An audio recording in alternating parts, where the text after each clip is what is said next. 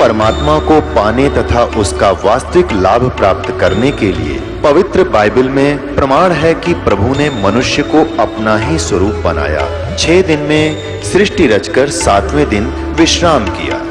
कुरान शरीफ में प्रमाण है कि हजरत मोहम्मद को खुदा स्वयं कह रहे हैं कि मैंने तुम्हें उस परमात्मा की महिमा बताने के लिए भेजा है। वो परमात्मा कबीर है जिसने 6 दिन में सृष्टि रची तथा 7वें दिन तख्त पर जा विराजा। उसकी खबर किसी बाखबर से पूछकर तो देखो। कृपया अवश्य सुनिए जगत गुरु तत्वदर्शी संत रामपाल जी महाराज के अमृत वचन।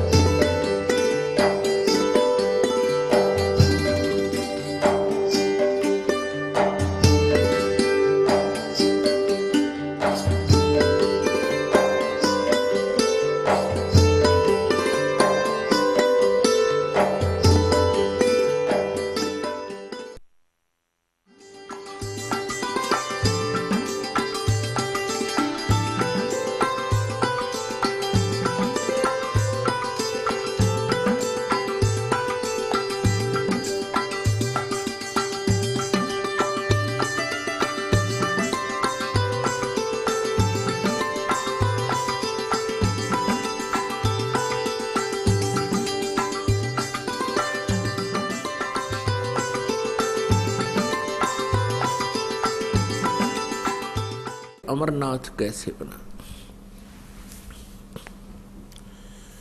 अब पार्वती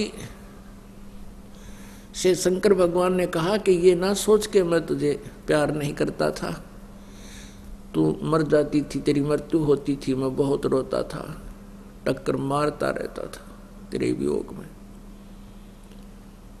तब पार्वती जी ने कहा कि हे भगवान, और साथ में ये भी शंकर भगवान ने कहा कि ये सभी सिर तेरे, ये जो टांग रखे हमने, तेरे सिरों की माला बना रखी है,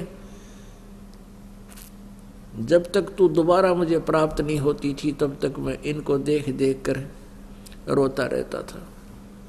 तब पार्वती जी ने कहा कि हे भगवान, आपके पास ऐसा मंत्र जिससे मैं अमर हो सकती हूं, और वो क्यों ना दिया आपने भगवान, मैं मरती ही नहीं, आप इतने कष्ट उठाया आपने। पुण्यात्मा, जो व्यक्ति अपने प्रोसेस से परिचित होता है, अपने प्रोफेशन से परिचित होता है, वो समझता उसके कदर और वैल्यू को। ये मंत्र ऐसे नहीं दिया जा सकता। तो भगवान शंकर ने कहा कि पार्वती, अभी तक तेरी आत्मा में इस मंत्र की चाह नहीं बनी थी, इच्छा नहीं बनी थी, प्रबल इच्छा नहीं। और जब तक इच्छा ना बने तो मैं तुझे बहुत कोशिश करता था। आपका याद भी होगी, मैं बहुत बार चर्चा चलाता था कि पार्वती, भगवान की भक्ति करनी चाहिए, परमात्मा की भक्ति से जीव का कल्याण होता है। लेकिन आप तो मेरी एक नहीं सुनती थी और क्या कह देती थी कि मुझे भक्ति की क्या आवश्यकता है, मुझे तो भगवान मिल गया। मैं भी चुप हो जाता था कि अब या आगे बात सुने नहीं। तो पार्वती, तो यहाँ क्या बताते हैं परमेश्वर कबीर देव जी, ये सब कथाएं हमें सुनाने के लिए, और निष्कर्ष क्या निकाल कर देते हैं, उसको सुनोगे तब आपकी आत्मा गदगद होगी। ये कथाएं तो आपने सुन रखी हैं, लेकिन तत्व नहीं निकाल पाया कोई संत।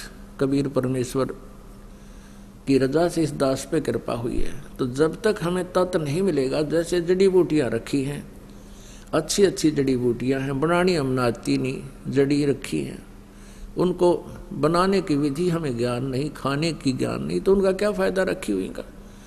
तो ये कथाएं जो हैं, ये जड़ी बूटियां हैं, अलग अलग रखी हैं, वैसे जड़ी हैं, इनको बनाकर औषधि बनाई जाती है। तो पुण्यात्माओं, जैसे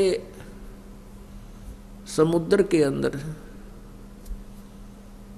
समंदर में सीप होती है एक, जिसमें ये मोती बनते हैं।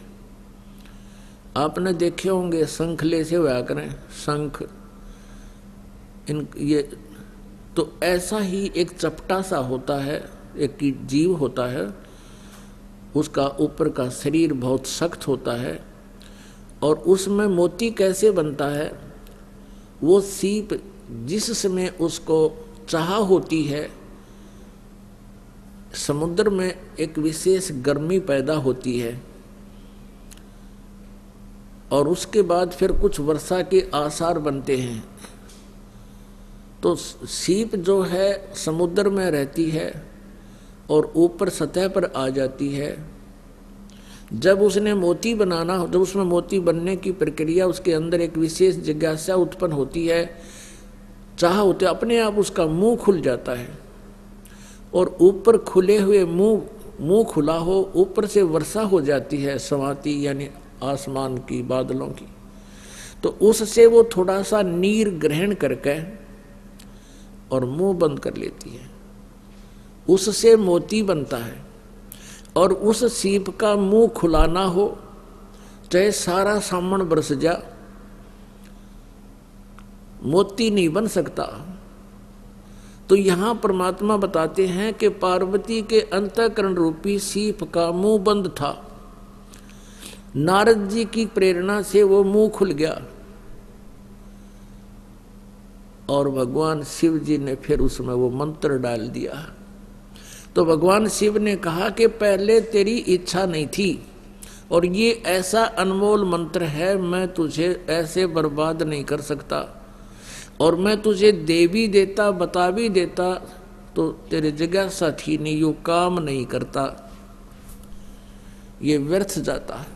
तो तब भगवान शिव ने कहा, पार्वती आज तेरा सीप का मुंह खुल गया, खुला है ये, और अब ये मंत्र दूंगा तुझे, पर ये ऐसा अनमोल मंत्र है, ऐसे स्थान पर दूंगा जहां कोई दूसरा जीव भी ना सुन ले। जहां पर अमरनाथ बना हुआ है वहां एक सूखा वृक्ष था, एक सूखा वृक्ष था, कोई पत्ता नहीं था, टहनी शेष थी। और वहां जाकर उसके नीचे बैठ गए भगवान शंकर और पार्वती। भगवान शिव जी ने हाथ से 3 ऐसी जोर जोर से ताली बजाई, इतनी आवाज हुई कि आसपास, इतना भयंकर नाद हुआ कि आसपास के कोई पक्षी वहां पर था वो उड़कर भाग गया।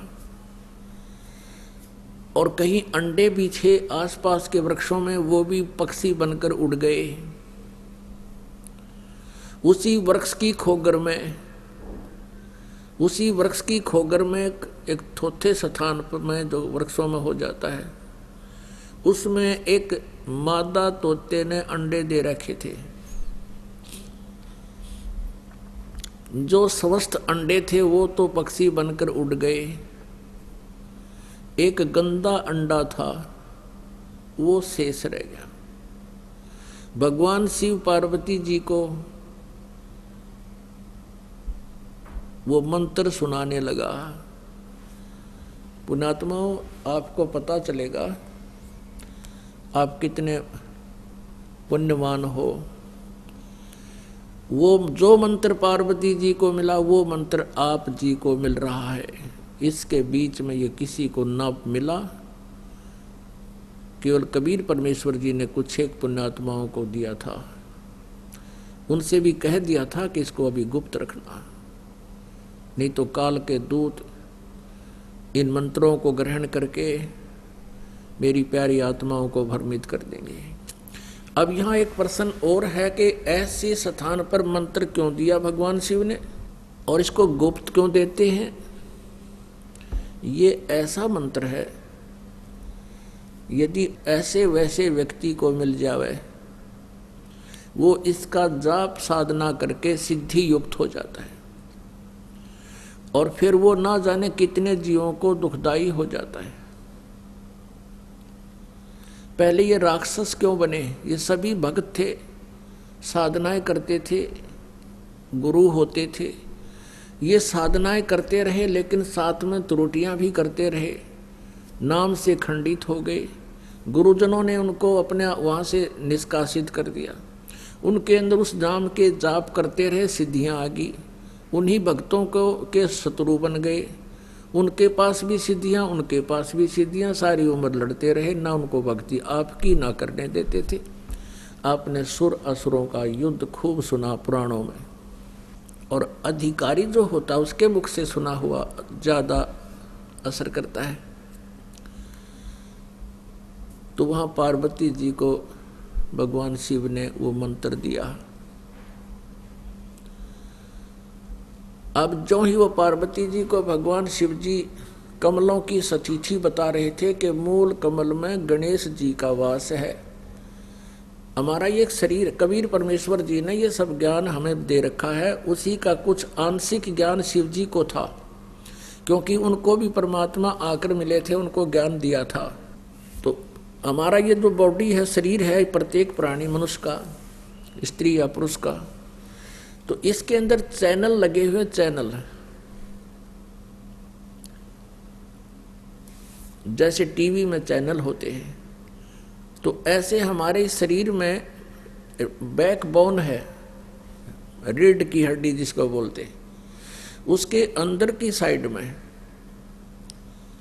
एक बहुत ही सूक्ष्म वस्तुएं बनी हुई हैं, छोटी छोटी नाड़ियां हैं, आंतड़ी सी हैं, और इस जहां ये नीचे गुदा के पास जाकर के एंड होता है इस बैकबोन का, रीढ़ की हड्डी का, उससे 2 उंगल ऊपर अंदर की तरफ एक कमल बना हुआ है, गणेश जी उस वाला चैनल समझ लो। उसमें 4 पंखड़ी हैं, लाल रंग है, और उसका एक मंत्र है जो आपको दिया जाता है। इस मंत्र के प्रभाव से वो कमल चार्ज होता है, और चार्ज होने से फिर धीरे धीरे वो छोटी छोटी आंतड़ी सी हैं, वो धीरे धीरे उनके अंदर वो उकसने लगती हैं, जैसे ब्लेडर में हवा भरते हैं, फिर वो धीरे धीरे फूल जाता है, और पहले वो चिपका होता है। तो भक्तिहीन प्राणी के ये सभी यानी चैनलों के, कमलों के, ये सभी कमल जो हैं ब्लेडर की तरह खाली हो चुके हैं। पहले जन्म जन्मांतर में कुछ भक्ति की थी, वो सब समाप्त कर चुके हो। तो इस मंत्र से ये भर जाता है, दोबारा चार्ज होता है, इसमें हवा सी भर जाती है, ये चार्ज हो जाता है। तो बताया कि मूल कमल, फिर उससे 2 उंगल ऊपर स्वाद चक्र है, जहाँ सावित्री और ब्रह्मा जी का वो चैनल बोला जाता है, कमल है। अपुनात्मा, जैसे कोई भी कार्यक्रम कहीं हो रहा है स्टूडियो में, उस चैनल के, उसके टीवी चैनल के अपने कार्यालय में, और वहाँ से टीवी में दिख रहा है, ऐसे ही जैसे भगवान, जैसे श्री गणेश जी के लोक में जो भी क्रिया कार्य हो रहा है, उसको आप गणेश जी वाले चैनल को ऑन करके उसमें देख सकते हो। ऐसे ही सावित्री ब्रह्मा जी का एक लोक है जहाँ वो रहते हैं, उसमें जो कुछ भी हो रहा है उस के कार्यक्रम को, वहाँ की सब व्यवस्थाओं को आप इस सावित्री ब्रह्मा वाले स्वाद चक्र रूपी चैनल में इसको ऑन करके, चार्ज करके, इसमें या इसको फुल करके देख सकते हो, ऑन हो जाता है। फिर नाभि कमल है, जिसमें विष्णु जी और लक्ष्मी जी के लोक की सारी जो घटनाएं हैं, वहाँ सारा दृश्य वहाँ देखा जा सकता है। उसका एक मंत्र आपको दिया जाता है।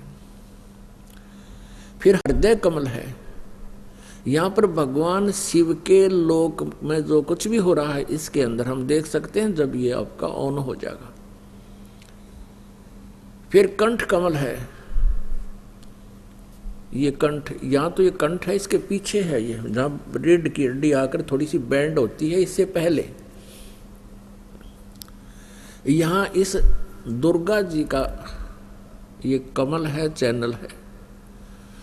तो दुर्गा के लोक में जो कुछ भी कार्य हो रहा है उसको आप यहां देख सकते हो। उसके बाद फिर एक 2 दल का त्रिकुटी में कमल है, फिर सहस्रार कमल है जहां हम ये हिंदू लोग चोटी रखते हैं। उसका ये कारण तो ये था कि यहाँ पर सहस्रार कमल है 1000 पंखड़ी वाला। यहाँ पर इस काल भगवान ब्रह्म का निवास है, उसका लोक है, ब्रह्मलोक है। तो जो आप जी को ये मंत्र दिए गए हैं, यही मंत्र 5, ये प्रथम मंत्र में जो 5 मंत्र हैं बीच बीच वाले, फर्स्ट एंड लास्ट को छोड़ के, ये मंत्र पार्वती जी को भगवान शिव ने उस स्थान पर दिए थे जहां पर अमरनाथ बना दिया गया, अमरनाथ का मंदिर बना हुआ है।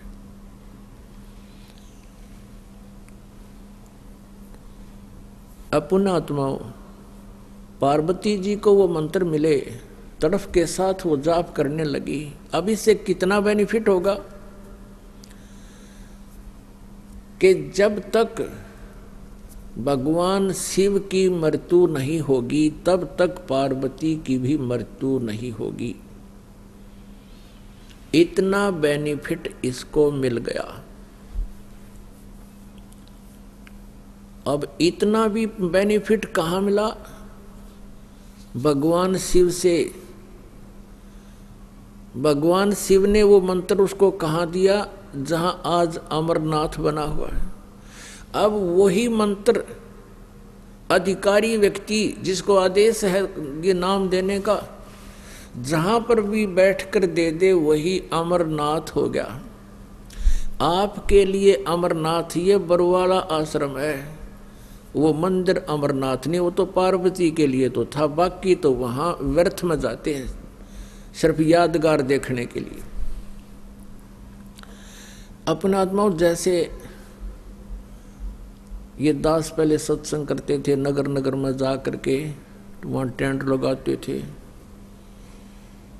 और वहाँ श्रद्धालु भक्त भाई बहन भोजन बनाने के लिए ईंटों की भट्टियाँ बना लेते थे, चूल्हे बना लेते थे।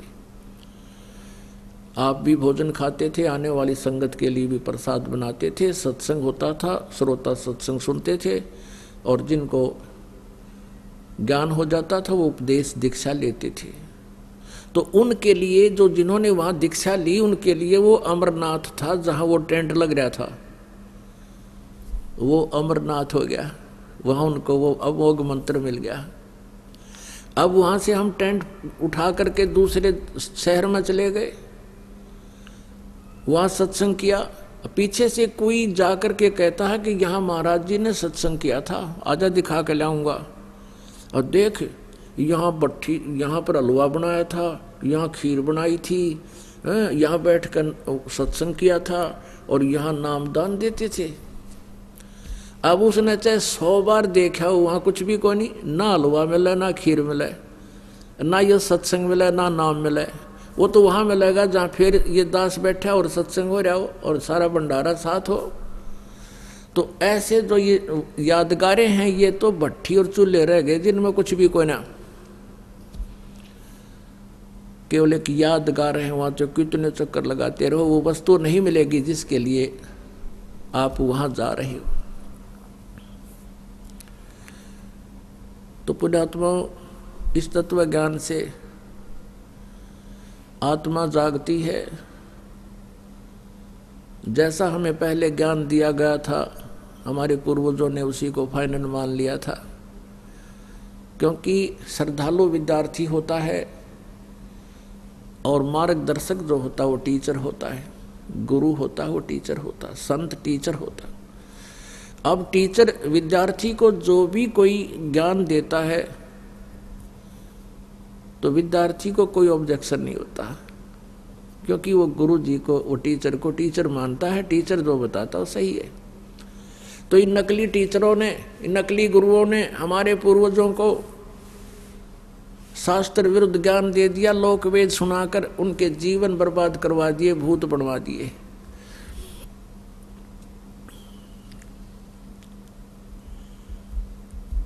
अपनात्माओं आपको थोड़ी सी वो अमर वाणी सुनाते हैं जो परमात्मा कबीर जी ने आदरणीय गरीबदास साहिब जी को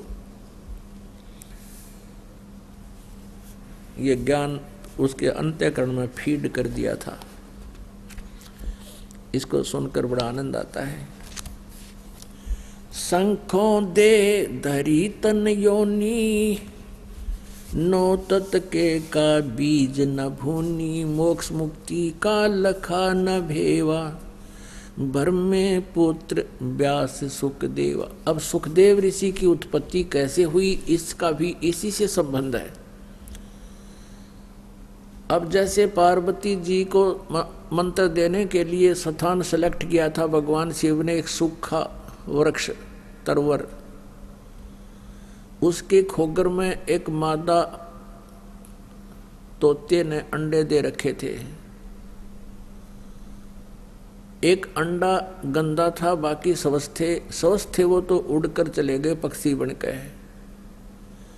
और एक अंडा जो गंदा था उसी में पड़ा रहा। भगवान शिव ने पार्वती जी को ये मंत्र सुनाना शुरू कर दिया कि मूल कमल में गणेश जी है, इसका ये जाप कर।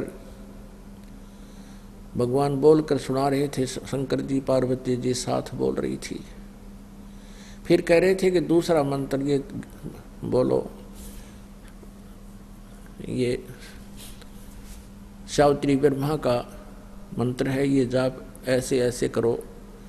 जितनी बार भगवान शिव बोल रहे थे ऐसे पार्वती बहुत एकाग्रचित से सुन और बोल रही थी और कह रही थी हाँ जी आगे चलो। क्योंकि वो अच्छी आत्माएं थी, उनके अंदर इतना गंध नहीं भरा था उनका, तुरंत वो चैनल ऑन होते चले गए। पूर्व के संस्कार भी साथ काम करते हैं। नाभि कमल में बताया कि यहाँ पर इस मंत्र का जाप कर, यहाँ विष्णु जी और लक्ष्मी जी का वास है। हाँ जी। वो ऐसे हाँ कर रही थी, हूँ कर रही थी। कुछ देर में क्या हुआ, पार्वती जी की आत्मा एक चैनल में घुस गई। अपनी आत्मा आपने देखा होगा, ये ऋषि जो रोग हजारों वर्ष बैठे रहा करते थे, ये मन टेकन ना दे। इस प्राणी ने 10 मिनट आप भक्ति करते हो, मंत्र करते हो, 10 मिनट भी ना टेकन देता। कभी इधर भागता, कोई ऐसी बात याद दिवा देगा, छोड़ मंत्र, ठा मोटरसाइकिल उड़ो जाओ खड़ा हो बनवाने। तो ये बैठे क्यों रहते थे? ये पुण्यकर्मी प्राणी थे, पिछले संस्कार इनके अच्छे थे। तो ये जब साधना करने लगते थे, इनका पूर्व संस्कार से कोई चैनल ऑन हो जाता। जैसे किसी भी ब्रह्मा जी का हो गया या गणेश जी का हो गया या शिव जी विष्णु जी वाला हो गया, तो वो क्या होता था कि उसमें ये आत्मा चली जाती थी। और वहाँ देखे ऊपर के लोगों में तो विघ्न है। यहाँ तो एक सिनेमा देखते हैं 3 घंटे, आप जाते हो भूल जाते हो सब कुछ, और 3 घंटे ऐसे होते जानो 3 मिनट होगी, आँख पानी देखे जा, नाचा कूदी बकवाद। तो ऐसी ही ऊपर के लोगों में है। उन ऋषियों को पता नहीं था तू कि धक्के खा रहा है। वो देखो कि अप्सराएं नाच रही हैं, जैसे सोपन सा होता है, ऐसा समाधि हो जाती है इनकी। समाधि उसको कहते थे, समाधि लाग गई इसकी। और वो देखा ऊपर सांग, समाधि टट्टू लाग गई थी। तो वहां आत्मा जाती है, उस लोक में घुस गई इस चैनल के माध्यम से। तो वहां कई औरतें नाच रही हैं, कहीं झरने बह रहे हैं, कहीं पर कुछ हो रहा है, कहीं पर आतिशबाजी छूट रही है। तो ये देखता रहता है अंदर। तो इस कारण से वो हजारों वर्ष बैठे रहते थे। उस बैठने से उनका तप हो जाता था। और तप से सिद्धियां आ जाती थी। उन सिद्धियों से वह आंडी पाक गए। एक दूसरे ने, किसी ने दुख दे दें, किसी ने सुख दे दें अपनी कमाई तक। ऐसे होता रहता। ऐसे ही पार्वती जी का जो आत्मा थी वो चैनल में घुस गई और उसने नहीं पता शंकर जी के बोल रहे हैं।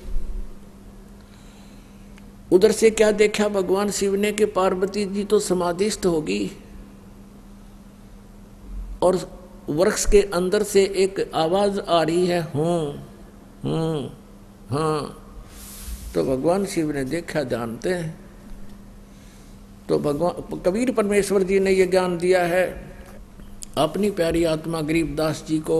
उन्होंने फिर ये हमें बताया है। क्या बताया कि वो गंदा अंडा जो था वो स्वस्थ हो गया, और उस भगवान शिव जी के मंत्र के प्रभाव से, जैसे वो बोल रहे थे कि पार्वती को कह रहे थे बोल 4 बार ऐसे ऐसे, तो उस मंत्र में और एक अधिकारी संत के मुख से सुनकर उसका बहुत असर बनता है, जीव जंतुओं पर भी बनता है। तो वो गंदा अंडा स्वस्थ हो गया, और स्वस्थ होकर उसमें बच्चा बन गया इतने ही मंत्र से, और वो तोते का बच्चा ओंकारे वर्ण लग गया पार्वती के स्थान पर। तो भगवान शिव ने सोचा कि ये जीव, इस जीव ने मेरा मंत्र चुरा लिया, ये किताब बता देगा, इसको मारूंगा। इस उद्देश्य से उसको पकड़ना चाहा तो वो भी चार्ज हो गया था। वो पक्षी आकाश में उड़कर बहुत तेजी से भाग लिया। पीछे भगवान शिव जी, पार्वती वहां बैठी समाधि लाए। आगे वेद व्यास जी की पत्नी बैठी थी, उसने जमाई ली। पक्षी का शरीर छोड़कर वो आत्मा वेद व्यास की पत्नी के पेट में चला गया, शरीर में जमाई के माध्यम से, मुख से। और समय आने पर फिर वो संयोग हुआ उसका, फिर अंदर वो गर्भ में बालक बना। फिर सुखदेव रूप में वो महर्षि प्रसिद्ध हुआ, जन्मा। अपन आत्माओं, जैसे ये हमारे एक बीमारी ला रखी है इन नकली गुरुओं ने, कि जैसे आप जी का कोई भी घर का सदस्य मृत्यु को प्राप्त हो जाता है, फिर उसके शरीर को सभा करने के उपरांत, अंतिम संस्कार करने के उपरांत उसकी अस्थियों को गंगा में डाल कर आना कंपलसरी बना रखा है। क्यों बना रखा है, किस लिए? और ये कहते हैं तेरे पिता की गति नहीं होगी, तेरी माँ की गति नहीं होगी यदि वहां नहीं डाल का होगा। वहां फिर और ठग बैठे। यहाँ के भेजने वाले एजेंट अपना कमीशन ले लें, और वहाँ बैठे वो जो गंगा में डलवाएंगे उन अस्थियों ने, वह न्यारे चार्ज करें। अपने आत्माओं, ये सब अज्ञान के कारण, तत्व ज्ञान के अभाव से हो रहा था। अब क्या होता है, जैसे एक व्यक्ति किसी किराए के मकान पर रहता है और उसको मकान मालिक कह देता है भाई मकान खाली कर दे, मुझे आवश्यकता है, तो उस समय वो छोड़ना जी ना करता। और इस मकान में तो यू अपना मान रहा, अपना पर्सनल मान रहा है, इसमें इस मकान में तो यू कोई सैकड़ों वर्ष रहता है, तो इस मकान को ये छोड़ना नहीं चाहता, अपना मान बैठता है। उधर से भक्ति ना करने से ये प्रेत बन जाता है। प्रेत बनते ही इसका जो भी अकाउंट है जाते इसको मिल जाता है, कौन सी योनि प्राप्त होनी है, ये भूत बन जाता है। और उधर से क्या होता है कि वो घर वाले उनको फूक देते हैं, सवा कर देते हैं, तो वापस वो अपने घर पर आता, वो प्रेत बनकर। अब घर वाले तो उसको देख नहीं सकते, उसमें आवाज नहीं, वो सुना नहीं सकता, वो वहां धक्के खा के फिर देखता मेरा शरीर कहाँ है, वो जाता शमशान घाट पे। तो इतना इसको ज्ञान होता है प्रेत को कि ये अस्थि मेरी है, ये नहीं है। तो अगर वहाँ उसको कोई अपनी अस्थि मिल जाता है, यो हार्ड ना जड़ा हुआ, उसको चिपक जाता मेरा है, यो मेरा, नुतकती चिपट जाए उसका। और ये सद ये क्या करते हैं, सेवड़े उन अस्थियों को उठा लाते हैं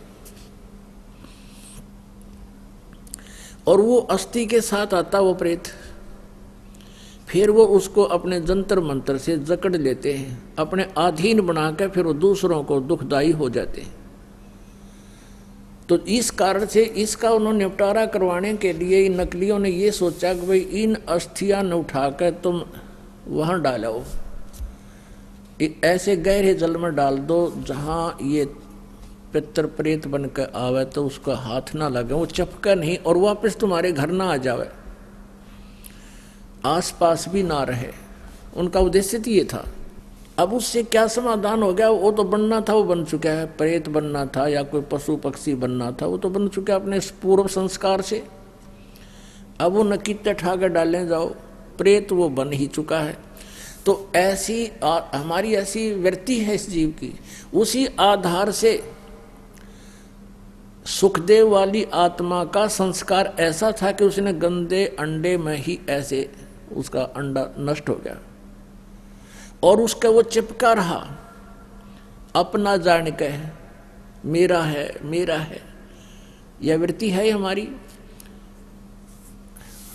अपनात्मा। जैसे बच्चा गर्भ में आते ही माता को अपनापन हो जाता है और किसी कारण से वो गर्भपात हो जाता है तो बहुत रोती है कि मेरा था मेरा था। ऐसे ही उस अंडे को गंदा होने पर भी उसने अपना मान रखा था, चिपका बैठी थी आत्मा मेरे, उसका संस्कार ऐसा था। और ये सारा कुछ जो होता है पूर्व निर्धारित संस्कारों से ही होता है। जो पार्वती जी को मंत्र मिला ये भी पूर्व संस्कार थे इसके और पूर्व निर्धारित था। अब केवल कबीर परमेश्वर ही उसको परिवर्तन कर सकता है और किसी पर परिवर्तन नहीं होना। तो ये सारा कुछ हुआ तो पूर्व संस्कार से, लेकिन घटना ऐसे घटी हो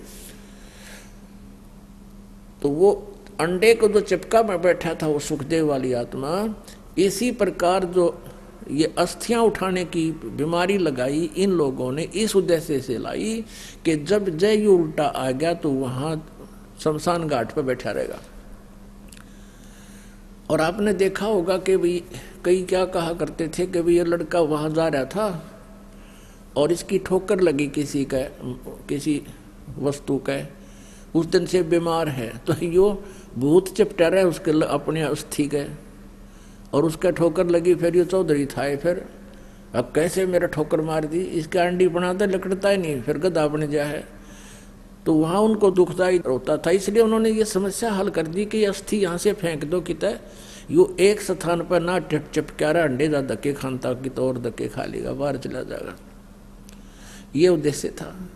और पुण्यात्माओं कहते हैं यदि आप पूर्ण परमात्मा की भक्ति करते, सतगुरु की संगत करते, ना तो आपने भूत बनना, ना अस्थियां उठाने की आवश्यकता। और आपने यो नाम ले रखा तो कितनी ठोकर लागो, कितने कुछ जाओ चौराहे पर गांडो तुम और बर्फी खाते हुए, आपके निकट कोई भी नहीं आ सकता, क्योंकि ये समर्थ की शक्ति है। एक भक्त बता रहा था कि मैं अपनी किसान था वो, कि अपनी बहन के गांव में ससुराल में गया हुआ था, उनका ज़मीन ज़्यादा थी, मैं अपने बैल ले गया था उनकी खेत की जुताई करवाने के लिए, हेल्प करने के लिए। तो मेरी ड्यूटी उन्होंने दूसरे खेत में लगा दी और बहन का बटेऊ जो बहनोई था वो दूसरे खेत में अपना काम कर रहा था। उस खेत के पास में एक छोटा सा तालाब था, तलैया थी, जोड़ी थी, उसमें एक छोटी सी मंडी बना रखी थी। और कोई वहाँ पर एक 5 किलो एक बेली होती थी, 5 किलो गुड़ का एक ही आइटम बना दिया करते, पेड़ा सा इतना बारा, वो चढ़ा गया वहाँ। उस वो को पीर प्यार था, पीर की मड़ी थी।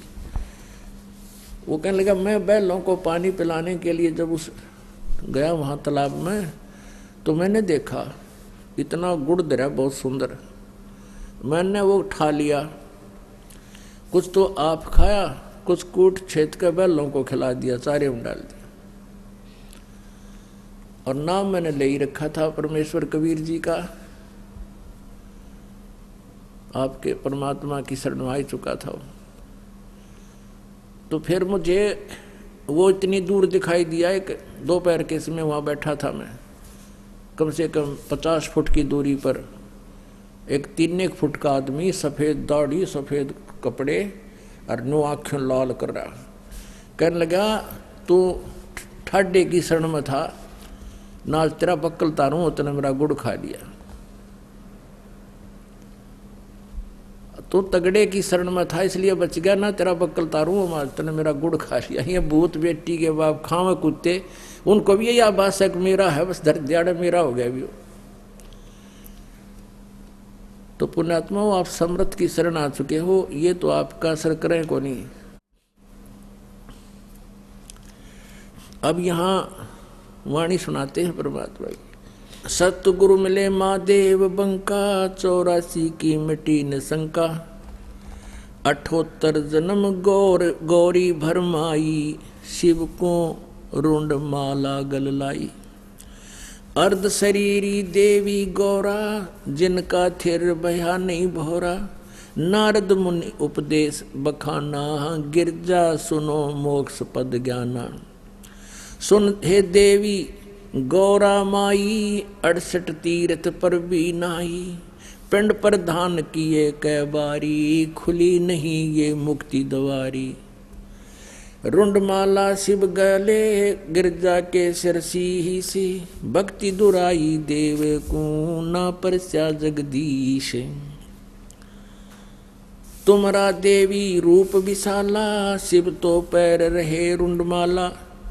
बहुतक पर ले हो जाई, लंबी उम्र शिव कलयुग के माई।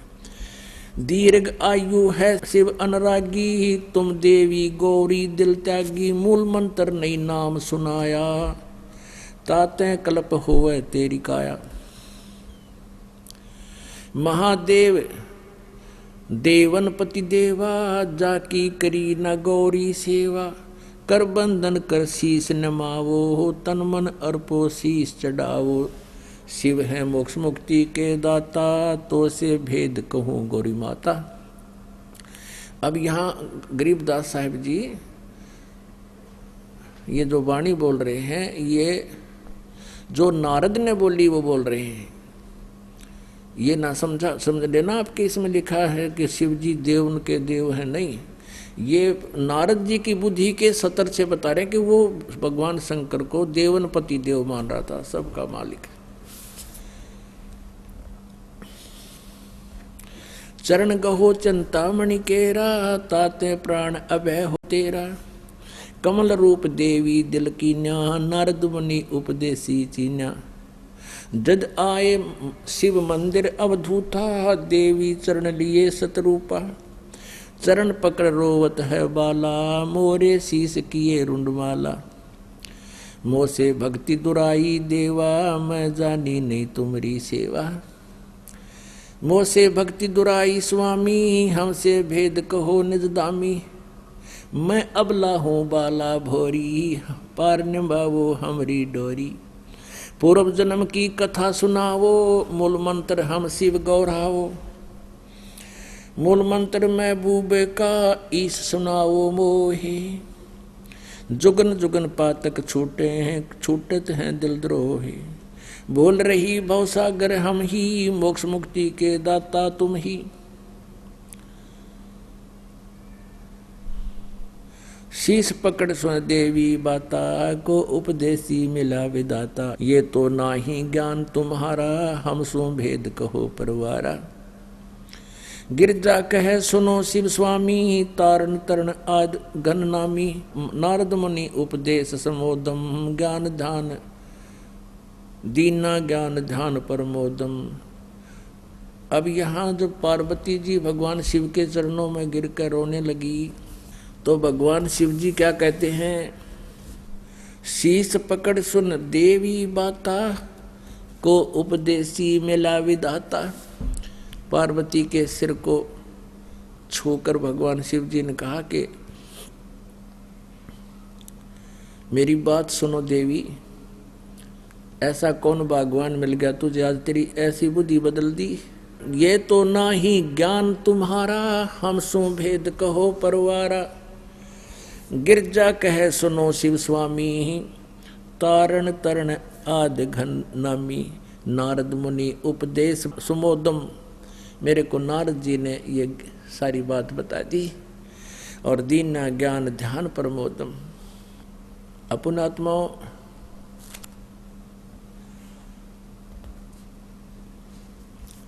क्या बताते हैं भगवान शिव जी?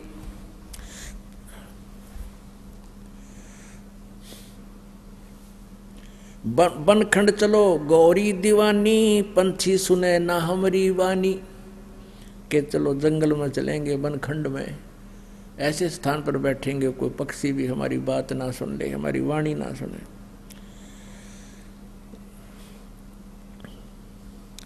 जहां एक सूक्या तरवरता क्या, शिव को आसन तहां वहां राख्या। जहां एक गंध अंड तिस माही, जिस जानत है समृत साई। बनखंड चलो गौरी दीवानी, पंछी सुने ना हमरी वानी। जब शिव कर से लाई तारी, उड़ गे पक्षी नर और नारी। अब क्या बताते हैं,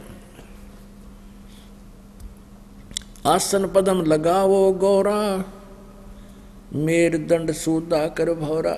अब कहते हैं आसन पदम लगा पार्वती, और मेर दंड को, मेरुदंड भी कहते हैं इसी को, बैकबोन को, रीढ़ की हड्डी को, कि इसको सीधा कर ऐसे।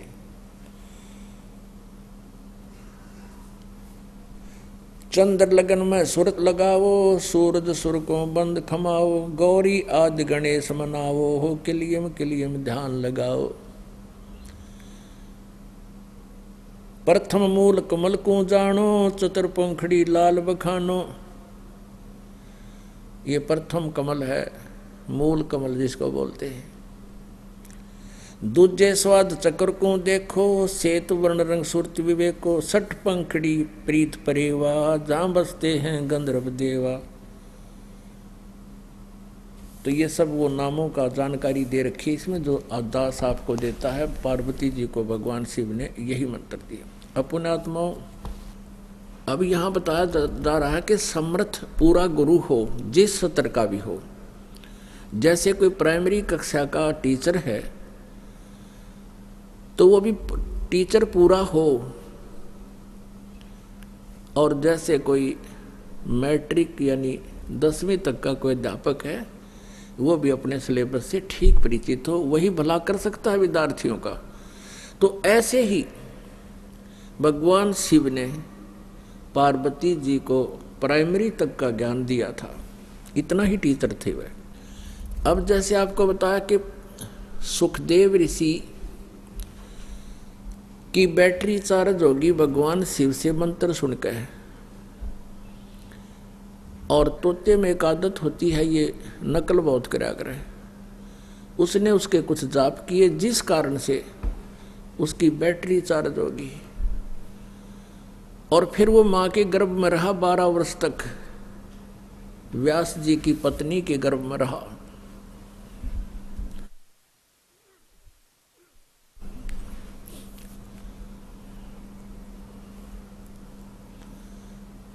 उधर से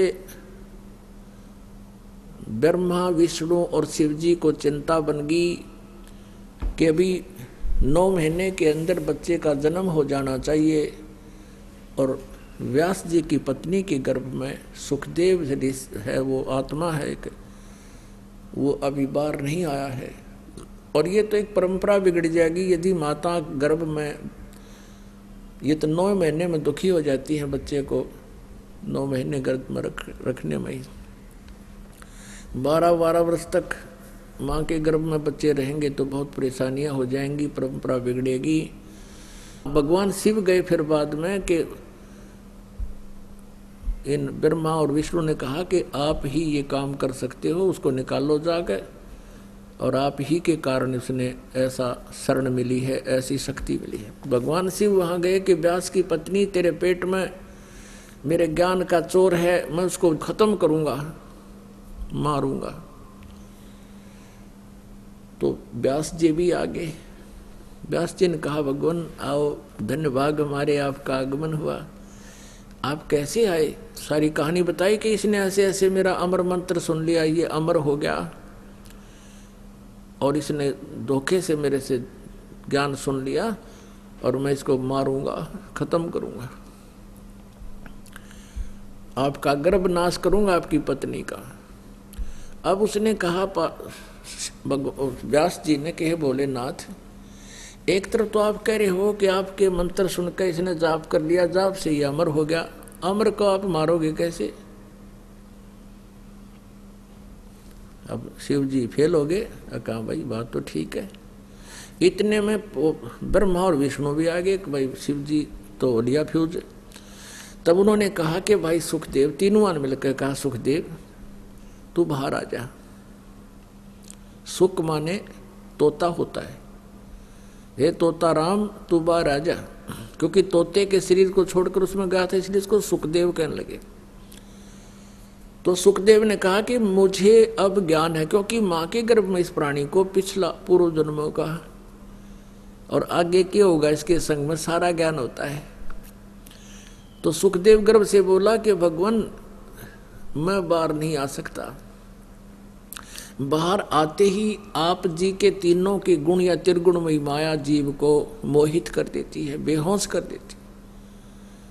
अब मुझे सब पता है कि मैं पिछले जन्मों में कितना कष्ट उठाया करता था, भक्ति ठीक बनी नहीं, मैं फिर बकवाद करके मरता रहा, असंग जन्म हो गए मैंने दुख पाते ने।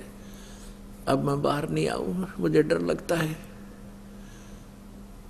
तुम अपनी एक शर्त पर आ सकता हूं, यदि आप तीनों के तीनों अपनी जो आपके अंदर से निकल रहे एक एक गुण की तरंग, इनको कुछ समय के लिए रोक लो। अब उन्होंने कहा भाई ये हमारे बस का भी कोई ना, हम इसको रोक लें। हम केवल एक सांस कुछ देर सेकंड के लिए रोक सकते, सेकंड के भी कुछ हिस्से के लिए, नहीं तो हमारा शरीर पाट जाए तो बीपी के ऐसा काम है, हम अधिक देर नहीं रोक सकते इस प्रभाव को, हमें भी मालूम है। तो सुखदेव ने कहा कि ठीक है कुछ सेकंड के लिए रोक दो। अब ब्रह्मा विष्णु महेश वहां से चले गए, वहां से उन्होंने कुछ सेकंड के भी कुछ हिस्से में उसको रोक पाए। इतने में सुखदेव बाहर आ गया, मां के गर्भ से जन्म बाहर निकल गया। अब व्यास जी देख रहे हैं कि पत्नी को कुछ पीड़ा हुई, बच्चा होने वाला है। सुखदेव निकला बाहर, एकदम 12 वर्ष की आयु का, बाहर आके एकदम शरीर बड़ा हो गया उसका, और अपनी और नाल कंधे पर डाल लिया और सुंडी का जेर लटका करे, जिससे माँ की नाभि से कनेक्शन होता है। व्यास जी कहने लगे बेटा ए पुत्र मेरी बात सुन, बेटा मेरी बात सुन। अब सुखदेव ने देखा भी नहीं अपनी माँ और पिता की तरफ, पीछे से ही बोल रहा है कि ऋषि जी एक लेवा एक देवा दूतम, कोई किसी का पिता नहीं पूतम।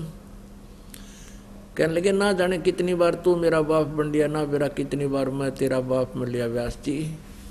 अब मुझे वो याद है, वो ताज़ा है सारी याद। अब मैं इस बीमारी में पैर ना दूं, ना दर्शन दिखाऊं ना देखूं, हो सकता मेरी ममता आप में हो जा, मैं फंस जाऊंगा। यूँ कह के वहाँ बैटरी चार्ज थी उसकी, आकाश में उड़ गया और कहीं दूर जाकर आप अपनी और नाल काट के और कपड़े अपना पेड़ की छाल लपेट के और लाग गया भक्ति करण बिना गुरु के।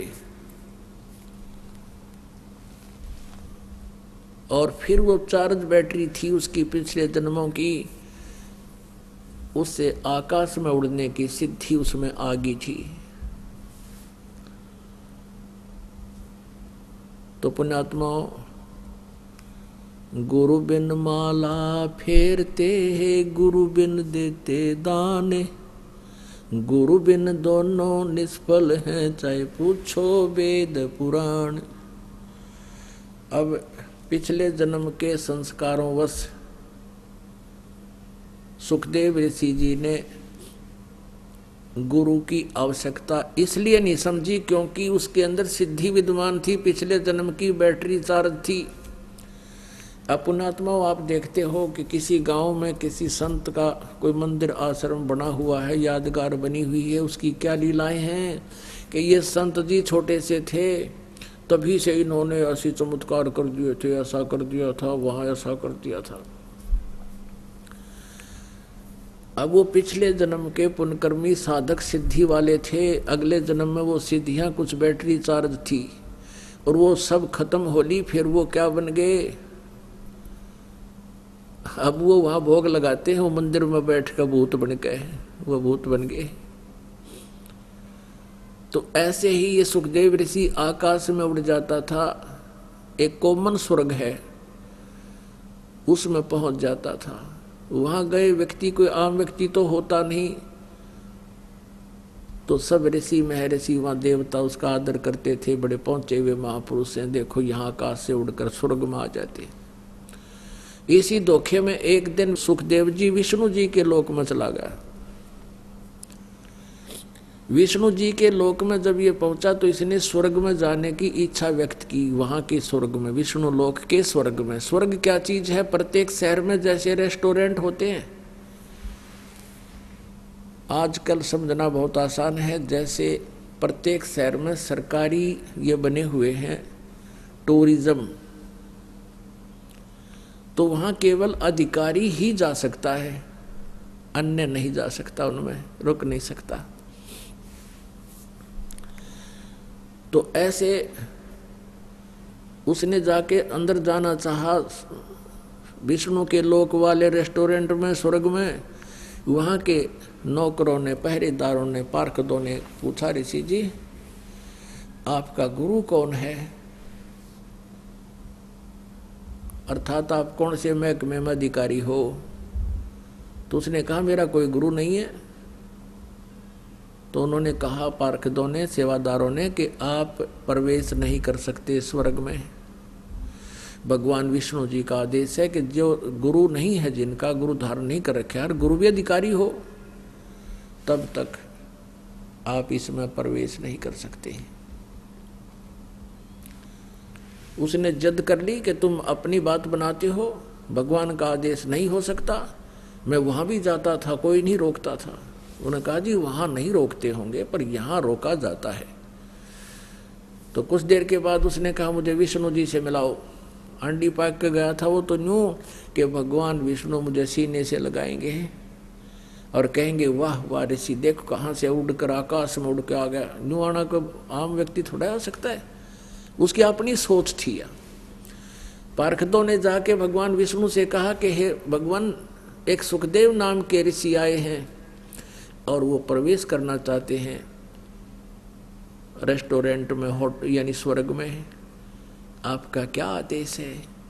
विष्णु जी ने कहा तुमने रोका क्यों उसको? कि जी उनका कोई गुरु नहीं है। तो भगवान विष्णु ने कहा फिर ठीक है, फिर नहीं प्रवेश करने देना। तो पार्षदों ने कहा, पहरेदारों ने कहा, भगवान वो जिद लगाए बैठा है कि मैंने तो प्रवेश होना ही, या गुरु विष्णु जी से कहलवा दो, जैसे आपकी आज्ञा।